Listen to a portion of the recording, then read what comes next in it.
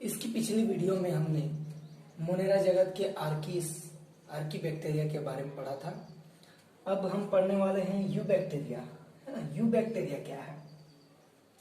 तो you bacteria एक जीवाणु है ना। जीवाणु के बारे में इसमें कहा गया है। तो यू जीवाणु है, उसको एक नाम से रखा गया जो 1683 में एंटोनी वान ल्यूवेनहॉक ये वैज्ञानिक थे, जिन्हें जीव विज्ञान का पिता कहा जाता है। ध्यान से इसको सुनिएगा कि जीव विज्ञान के जो पिता किसे कहा जाता है? एंटोनी वान ल्यूवेनहॉक। ठीक है। तो इन्होंने क्या किया, जब जीवाणु को है ना इन्होंने परीक्षण करके सूक्ष्मदर्शी पर जब इन्होंने देखा, ठीक है, जीवाणु को जब सूक्ष्मदर्शी पर पहली बार इन्होंने देखा तो उसका नाम एनिमेलिक्यूल रख दिया। एनिमेलिक्यूल, है ना, एनिमेलिक्यूल नाम रख दिया, है ना। उन्होंने जब सूक्ष्मदर्शी से जीवाणु को पहली बार 1683 ईस्वी में क्या किया, देखा, तब उन्होंने उसका नाम एनिमेलिक्यूल रख दिया। ठीक है।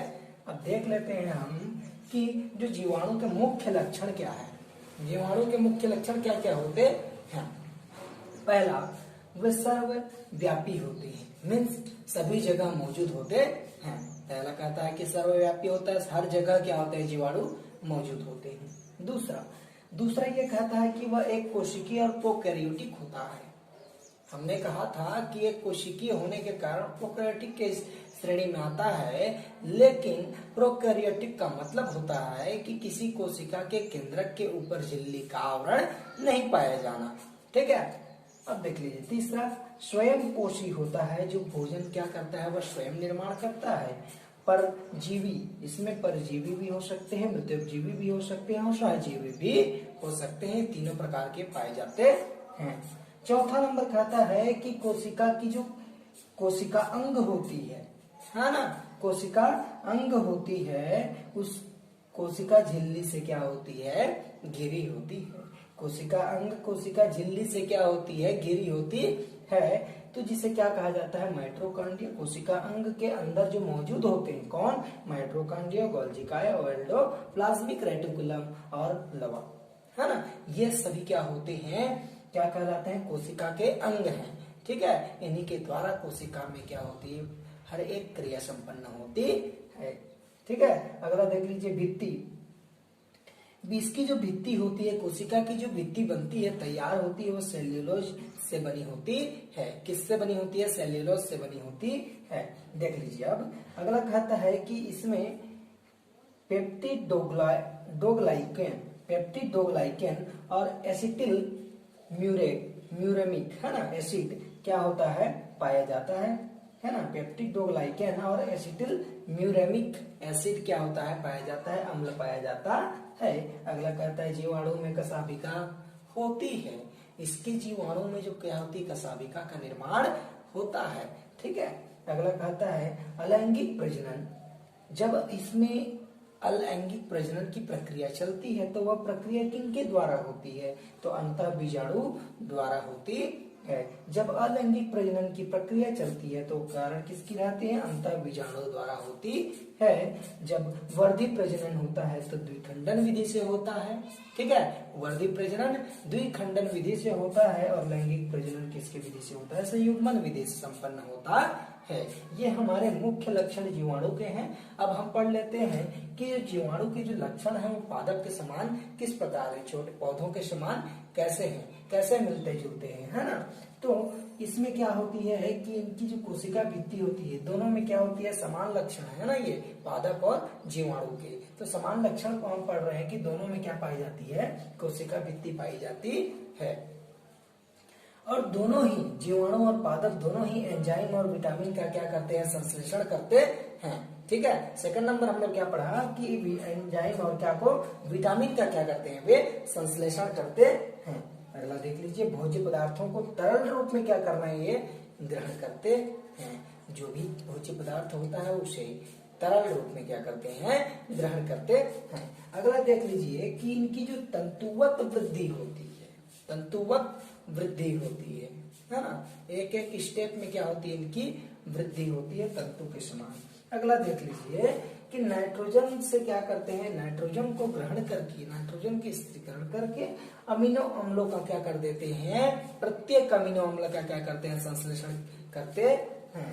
ठीक है, नाइट्रोजन से क्या करते हैं, प्रत्येक अमीनो अम्लों का संश्लेषण करते हैं। ये जो प्रक्रिया थी हमने क्या पढ़ी कि जीवाणु के मुख्य लक्षण पढ़े और जीवाणु के जो लक्षण थे वो पादप के समान किस प्रकार हैं वे लक्षण पढ़े। ठीक है, अब हम पढ़ते हैं जीवाणुओं में कशाभिकीकरण, है ना। जीवाणुओं में कशाभिकीकरण किस प्रकार की कशाभिका का निर्माण होता है, कैसे होता है, इसके बारे में पढ़ते हैं और कितने प्रकार के होते हैं। तो इस तरीके को हमको पढ़ना है। तो ये जो कशाभिकीकरण होता है वह हमेशा चल जीवाणु में ही पाया जाता है। ठीक है, चल जीवाणु में ही निर्मित होती है। तो इसके निम्न प्रकार हमने यहाँ पे लिखे हुए हैं, तो आपको हम चलिए समझाते हैं। कशाभिका रहित या एट्राइकस, है ना, एट्राइकस, यहाँ ध्यान से सुनिएगा, एट्राइकस नाम से ही पता चलते जाएगा ना। एट्राइकस, इसमें कोशिका क्या कशाभिका रहित हमने कहा, तो इसमें कशाभिका किसी जीवाणु में क्या होगी, कशाभिका नहीं पाई जाएगी। ऐसा जीवाणु जिसमें कशाभिका नहीं पाई जाती है उसे कशाभिका रहित या तो एट्राइकस कहा जाता है।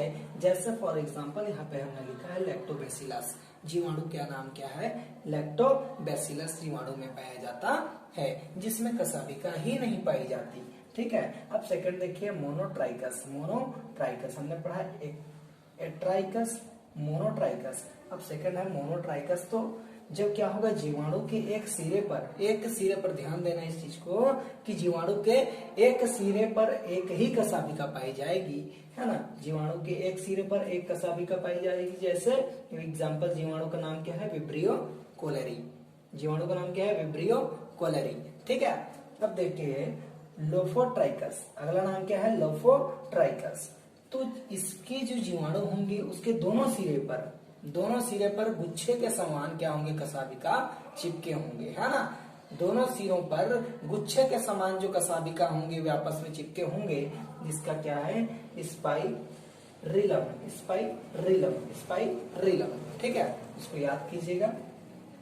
अब देख लीजिए एम्फीट्राइकस का क्या है कि दोनों सिरों पर एक एक कशाभिका पाई जाएगी। हमने इससे पहले पढ़ा लोफोट्राइकस, तो दोनों सिरों पर गुच्छों के समान पाया जा रहा था, लेकिन एम्फीट्राइकस में दोनों सिरों पर एक एक कशाभिका पाई जाएगी। For example Nitrosomonas. अगला देख लीजिए पेरीट्राइकस, संपूर्ण शरीर में इसमें क्या होगा, कशाभिका निर्मित होगी, पाई जाएगी। पूरी शरीर में कशाभिका का निर्माण हो जाएगा। जैसे फॉर एग्जांपल है कि जीवाणु का नाम है इश्चीरिचिया। ठीक है, अब सेफिलोट्राइकस, है ना, अगला है सेफिलोट्राइकस। तो एक सिरे पर, जीवाणु के एक सिरे पर दो या दो से अधिक कशाभिका का निर्माण जब होता है तो उसे सेफिलोट्राइकस कहा जाता है। ठीक है ना, जीवाणु के एक सिरे पर दो या दो से अधिक कशाभिका का निर्माण हो जाता है तो उसे सेफिलोट्राइकस कहा जाता है। जैसे स्यूडोमोनास